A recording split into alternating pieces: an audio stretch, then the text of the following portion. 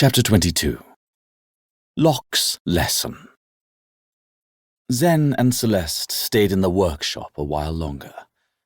They started a survey of the components that were stored there to see if the surveillance device could be made from what the spikers already had. "Can you tell me where we'll be using this thing?" Zen asked. Celeste shook her head. "The details are strictly need to know. If I'm going to make sure it works properly," Zen said, "then I do kind of need to know."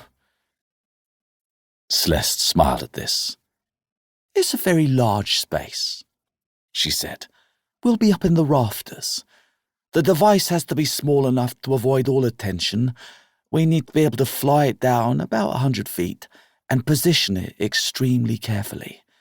Then it has to receive visuals and audio at around 10 yards range and broadcast a clear signal for roughly 5 minutes.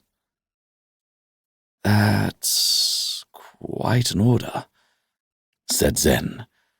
She furrowed her brow, imagining the beginnings of a design. "Okay, I'm going to need filament sensors, lithium-ion batteries, and microservos, at least a dozen of them." Together, they rooted through the boxes, drawers, and trays, trying to track down the necessary parts. Although it was a bit of a random collection, there was some good gear among the junk. They managed to cobble together everything Zen needed apart from the filament sensors. "You'll have them first thing tomorrow," Celeste said, sliding a drawer shut.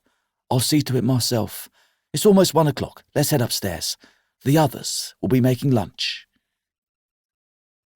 They went up to the open floor at the top of the building, the one with the spiker mural that Zen had guided Beetlebat into a few days earlier. It looked even bigger from this angle, and had a crude, temporary feel, like it could be abandoned at a moment's notice. The gang had come up there while she and Celeste were in the workshop. Locke was nowhere to be seen, but Taylor was in the kitchen area, stirring a steaming saucepan, while the rest stood at a long counter or sat around the trestle tables.